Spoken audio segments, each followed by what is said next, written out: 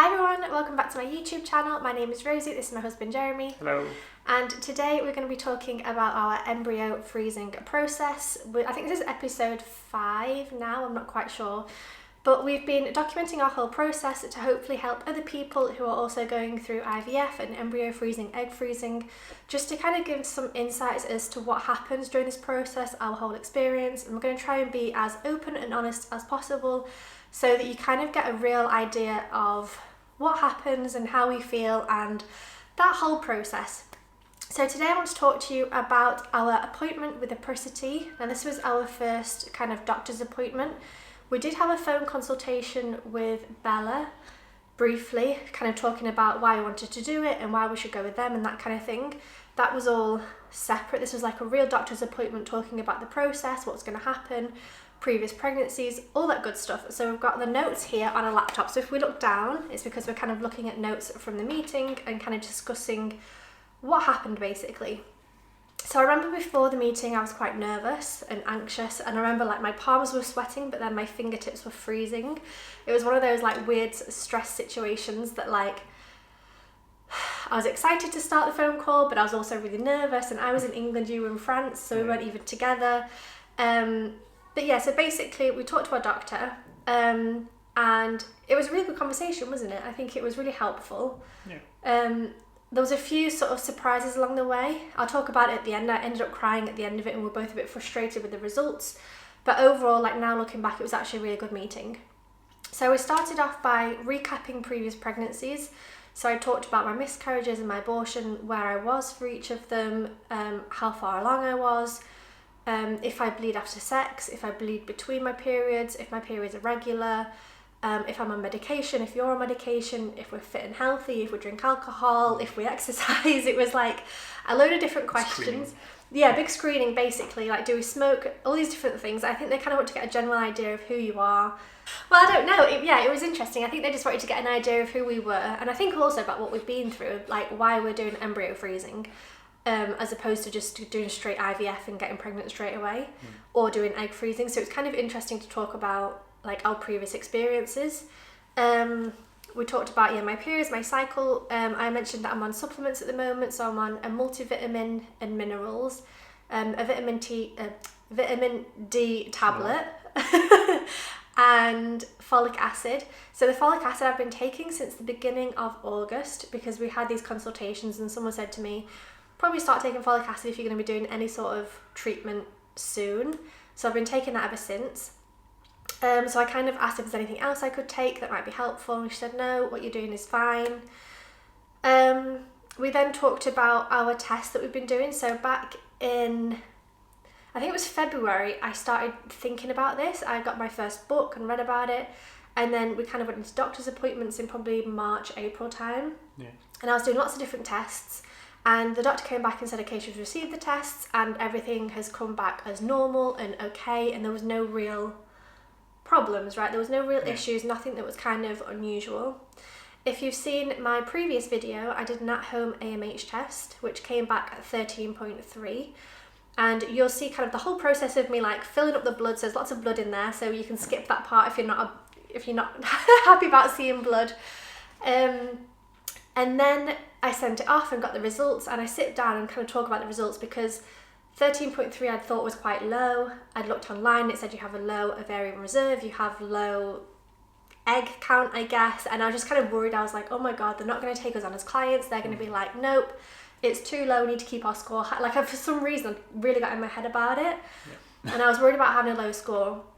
During this consultation she said to me that 13.3 is probably, it's just average for my age. It's lower than what they would like to see, but it's not low. It's still green. It's not. Yeah, it's not like a dangerously low number. She was quite happy about it. She kind of breezed past like 13.3, that's fine, and I was a bit like, I think she said like we just have to give you like a little bit more of this product. Yeah. Medication. It was nothing alarming for her. Yeah, which was really reassuring because I think before that I'd hyped myself up thinking, because they're a private company, they could say, no, we only want to work with like young, healthy, fit people with like AMH 70 or something like super high. But anyway, that was all fine, which was brilliant. She ran through my thyroid. She said she hadn't read the results of my thyroid, so I have gone back and found that and sent that to them since then. But that was a question about the thyroid and also about the rubella immunity. She was wondering about my vitamin D levels, and she also mentioned my ultrasound. So I went in for an ultrasound in April or May. Can't remember now. And this was just to basically check that my uterus and my ovaries are healthy. It was at the hospital, and it was kind of a quick scan.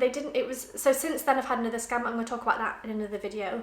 So this one was kind of a quick scan just to make sure, I think that there was no bleeding, that my uterus lining was a good thickness. Like, I don't really know what they were looking at, but I heard that it was good results basically, nothing to worry about there.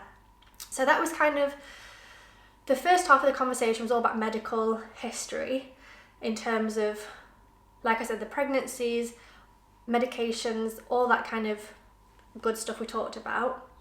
We then moved on to talk about the treatment, which was kind of where we were a little bit, well, I was looking forward to learning about, because I'd kind of seen a couple of videos online, read a little bits here and there, but we didn't really know certain facts for sure. Like, I thought you had the injections for about 2 or 3 weeks, but then she told us it was 12 days. So there's lots of things that we learned during that phone call, so I think it was really valuable and really helpful.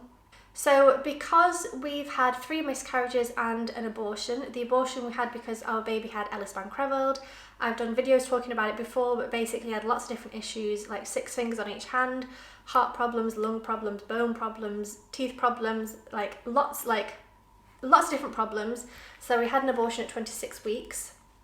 And because we had that and we're both carriers of this Ellis-Van-Creveld, we're opting to do PGTM testing, which is going to be the next video I'm talking about. Genetic testing. Genetic testing, basically, where they're going to test the genetics of each embryo that we create to see if they are carriers, well, see if they have Ellis-Van-Creveld syndrome as well, so that we're not just getting pregnant with anything and then having an abortion again, because that would be like it was already my worst nightmare, having to do it twice.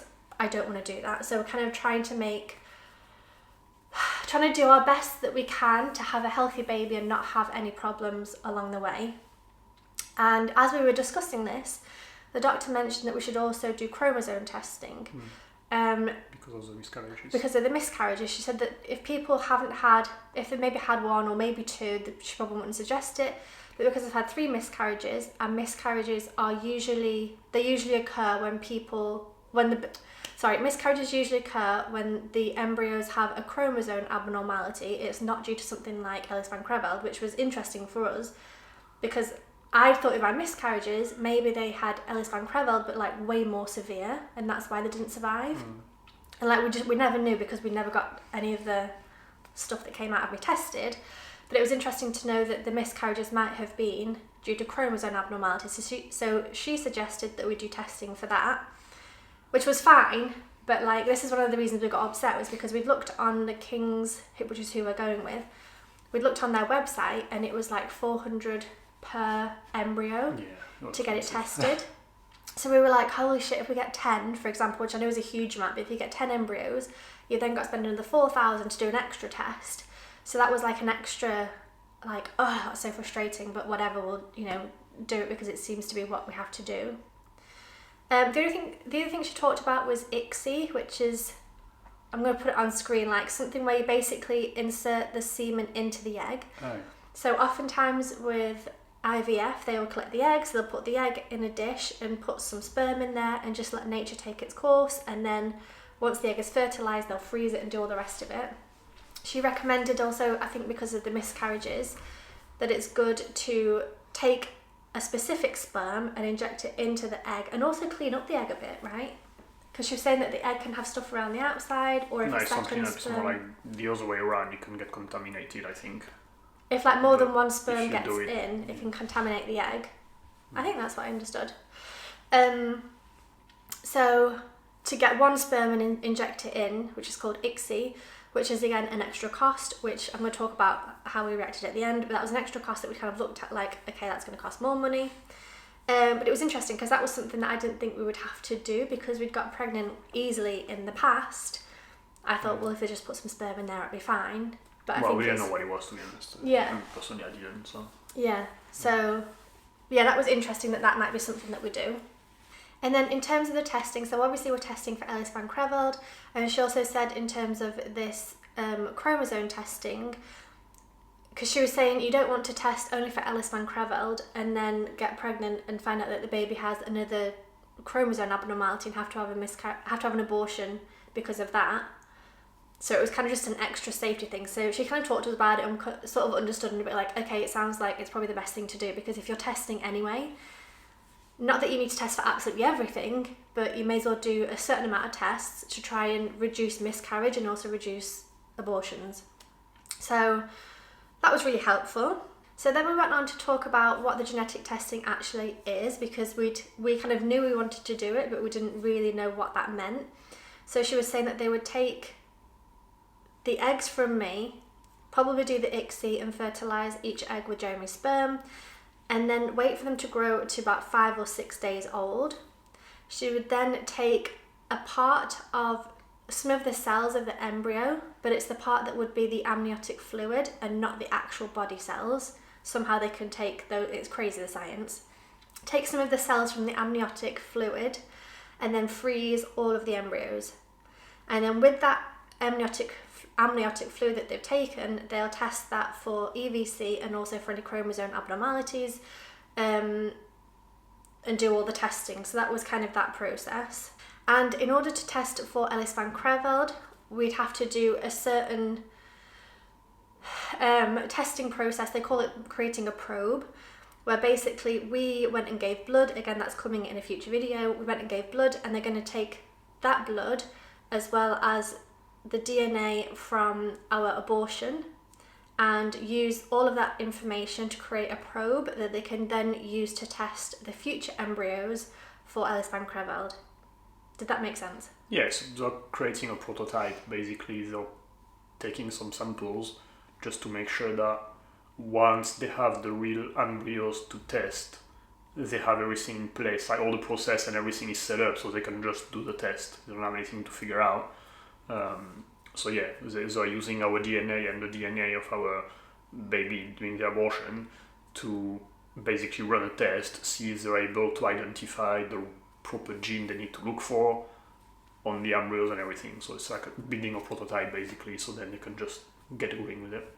Yeah, and she said to us that what they do is it typically takes about a month to do.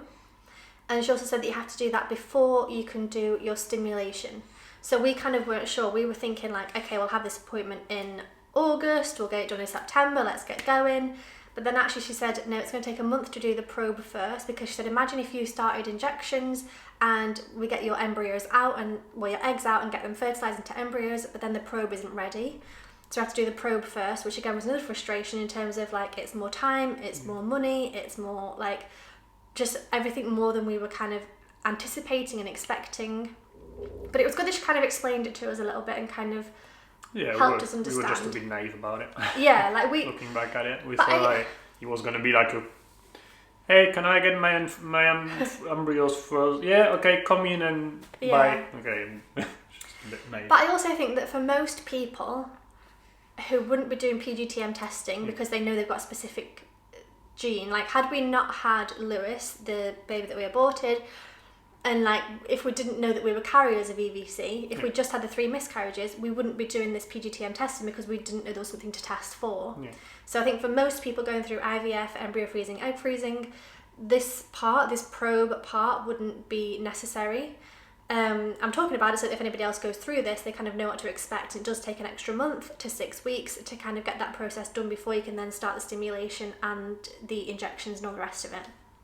The other thing relating to that was that she asked if our parents have also done the testing for Ellis van Creveld. Now obviously we're both carriers, we don't have any of the features of Ellis van Creveld because we're just carrying the gene, we don't actually have the gene defect, if that makes sense. So obviously because we're carriers, one of our parents is also a carrier and passed it on to us.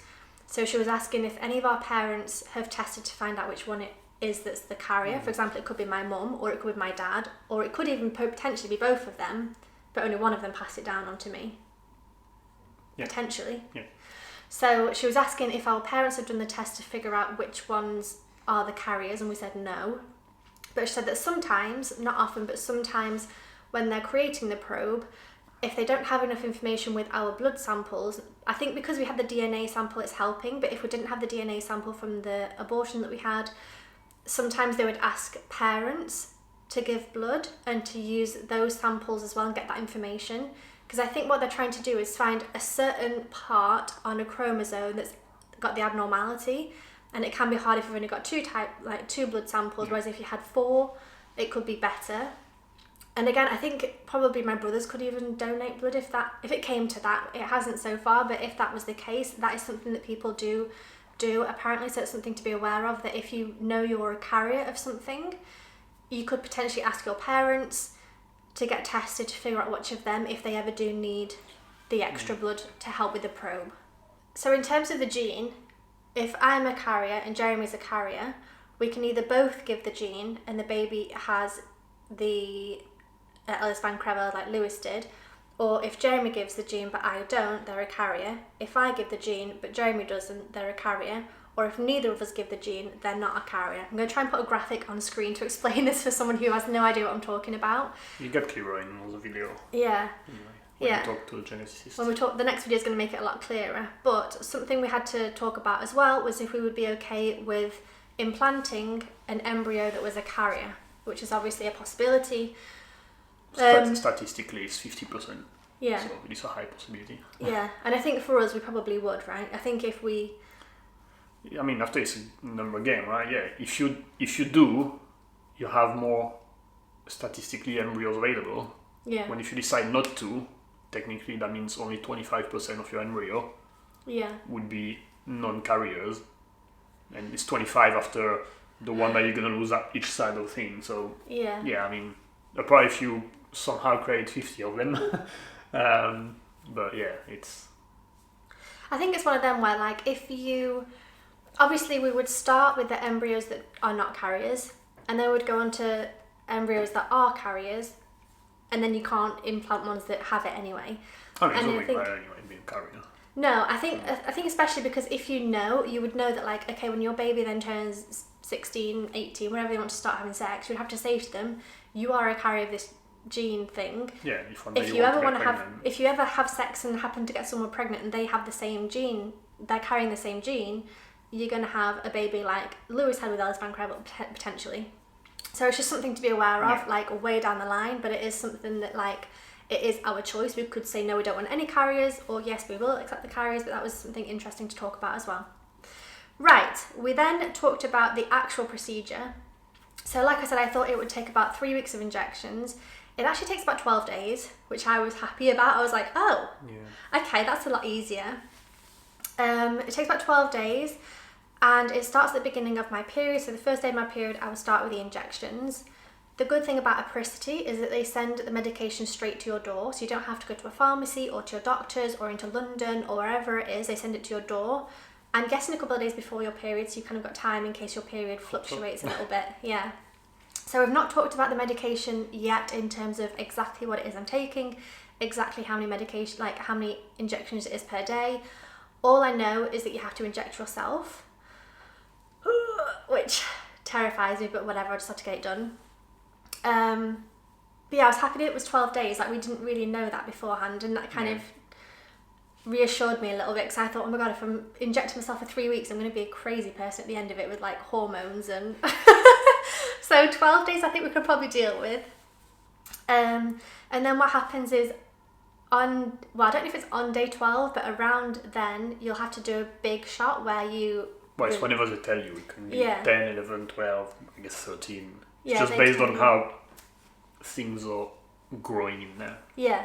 So basically, the injections that you do stimulate growth for all of your follicles that hopefully leads to eggs, right? I think there's eggs in follicles. Yeah. So the injections that you have make all of your follicles and your eggs grow, and then you have one big injection that releases them all. And then what you do is you go into hospital, you get put under, and I listened to it. So I recorded the conversation and I listened to it back, and she said something like, they stab you through the vagina to collect the eggs. And I was just like, the way that she worded it was awful. But basically, they go through, like, there's no surgery from the top. They go in your vagina with a needle, collect the eggs, I mean, the eggs are tiny, they're minuscule, so it must be a tiny needle, but the way she worded it, I was like, oh. Go in and collect the eggs under sedation, which again, I'm not good at that at all. Like, I'm not good with injections, especially when I'm going to have to do it myself. I don't know how I'm going to do that. But then also, being knocked out, I'm not good with. Like, before we went to Miami, I had 4 wisdom teeth taken out. And then as we were trying to... It's waking up the problem. It's the waking up the problem, because I feel like if I feel ill, I feel so ill and I get fainty and I just can't leave. She mentally passes out, basically. Yeah. Like, so when I had my 4 teeth taken out, we're trying to leave and I kept fainting, so I had to like stay longer. Okay, stay an extra hour. And same after the abortion, like they'd said to me, okay, you're fit and well, you can go home, like the day after. You made it down the stairs and... Went downstairs and passed out. Anytime I stood up or left our room even, I was like, oh my god, I'm going to pass out. I mean, passed out in the elevator as well with your teeth. And I just took you out anyway. I was like, once we're out, it'll be good. Yeah. So for me, even being in hospital, but especially being in hospital and feeling unwell, and like the smell of hospital, just the whole thing makes me so ill. So I'm really not looking forward to that part of it either. Obviously, we're going to vlog it as much as we can. No, we're not going to vlog that. Well, not going to vlog in the hospital while you're... No, maybe not. I don't know. Maybe like the way home or something. We'll see. We will see. I want to vlog everything. Jeremy was like, okay, maybe not everything. So they fertilised them. And yeah, so I asked about healing times. Because obviously, if you don't know, we're currently in Albania. We're then going to go back to England to do the treatment, and then we want to go off travelling. So I was kind of like, okay, how long is the recovery time? Because obviously if you've had stuff coming in and out of you, you've been under sedation, I was a bit worried about what might happen. But she said actually the day after the treatment, she said like, obviously don't drive home, you'll be a little bit woozy and a little bit in pain the first day. So the second day generally you're back to normal, right? So you might bleed for 10 to 12 days. Yeah, she said you will be in discomfort but not in pain. Yeah, I think a bit like period cramps, just like, oh, I'm uncomfortable. So again, we'll see how that pans out. But I think that was good because I was kind of worried about, you know, not being able to move for 3 weeks no, or she something. said like the day after or whatever, you could go back to work, basically. Yeah. So, yeah. It's just... Yeah. So that was good to know. Yeah, that was another thing I asked. So at the end, we asked her a couple of questions once she'd finished telling us about the whole process. And I asked if it was possible to donate the embryos that do have Ellis van Creveld to science, because when we went through the abortion back in 2017, like my head, like I was just gone, like I had no idea what was going on in life. And it was only a couple of months afterwards that someone suggested to me, oh, did you think about donating the body to science? Which I don't think I would have done at the time because it was our baby, and it was like way too painful to even... Well, we did. I mean, not the body, but we did allow them to do things for science. I didn't know that. You don't remember, but you did sign a paper with me. I did. Really? Yeah. Yeah, like when they did the autopsy and stuff, we said that it was okay to take samples to study and stuff like that. So I just don't need the whole body, but they took whatever they wanted to, for science I didn't stuff. know that. Yeah. You just signed paper. Okay, my head was gone. I just had a fucking abortion in France where I was signing paper, just like signing paper, crying my eyes out, whatever. Yeah, I remember. Okay. Right. Okay. So that was my question anyway. This time was like, I had thought we hadn't donated the body last time, and I think it would be interesting to donate to science and to kind of help them progress with like, what is this syndrome, because it's very, very rare, not many people have it. And I asked if that could be an option to donate the ones that are Ellis van Creveld babies, to donate them to science. And she said that I'd have to talk to our genetics doctors about that, but probably could be something we do, which is interesting. The last thing she mentioned is that I'd probably have to do a HIV screening, and there was something else screening. Yeah, it was a bunch of stuff that I didn't. She just said, bye Lloyd, have to do this, that and the other. I was like, okay. So I think it's just that when you do this process, I think that was probably more of the implantation. I'm not sure, but you'd have to do sort of like another lot of tests. Some basic screenings, maybe. Yeah, basic screenings just to make sure that you don't have things such as HIV. So that was the whole conversation, which was really good. And the next steps was basically that she was going to send us an email or a letter or something with kind of the breakdown of the conversation that we'd had, and send that to Apricity, who we're doing the kind of whole process with. And then in terms of next steps, we were going to speak to Apricity to book in a consultation with the King's Fertility Genetics Department, somebody from there, which is going to be the next video where we talk about that. But afterwards we had a chat amongst ourselves, and we're both kind of frustrated about a couple of things. I think the main thing was the time. So this genetic testing is going to take an extra month, because we kind of thought we could do it parallel and run them both at the same time, but actually finding out that we had to do the probe first and then do the stimulation was like adding an extra month to our whole process, which was frustrating. Also the extra money, so the ICSI I think is about another 1,200. Yeah, 1,000. And then the testing, the chromosome testing, is an extra 400 or 500 per embryo. We've since found out that it's all included. I'll talk about that in the next video, but that was something as well that we were like, okay, it's going to cost us like an extra, say if we have 5 embryos, that's another £2,500 plus the 1,000 from ICSI, so it's like another £3,000, another month of our time. And it was just kind of frustrating in terms of like, we just want to get it over and like just get it over and done with so we can go back to living our lives again, which I feel like we've kind of been a little bit in limbo. So that was frustrating. We're kind of talking a bit like, well, do we still carry on with it, or are we still certain we want to do it? And I think after we'd kind of talked 20 minutes, I was a bit like, well, I still think it's worth doing, because yeah, it's more money, it's more time, it's more whatever, like it's annoying, we're both upset, we're both frustrated, but actually if you think long term, like I remember I kind of said during our conversation, like 6 years ago we had no idea we were going to live in Miami, have 3 miscarriages, have the abortion, do all these, like you just can't predict what's going to happen. So like how am I supposed to know now at the age of 34 that in 6 years time when I'm 40 I'm not going to want to have kids, or even before then, like, you know, the next 2 years, 4 years. So I think it's just, for me, it feels like a kind of safe option to just get it done, and then we can go off and live our lives. And if we ever come back and use them, brilliant. If not, brilliant. Either way, at least we've got some sort of backup plan. Hopefully, if we at least get 1 embryo. So yeah, that was kind of the initial consultation with the doctors. If you have any questions about what I've said, please do let me know in the comment section down below. Do you have anything else to add? Anything I forgot? Don't think so. Yeah. Alright, so make sure you subscribe. We're documenting the whole process like I mentioned. There are previous videos you can go ahead and watch as well, talking about kind of the first stages of this. And I'm going to keep sharing as much as I can, being as open as I can, because I think it's really important to talk about these things. I think it's important to talk about infant loss, miscarriage, abortion, IVF, this whole thing. It's important for people to open the conversation and not be scared about it and not be intimidated or whatever. Anyway, thank you for watching and hope to see you soon. Bye. Bye.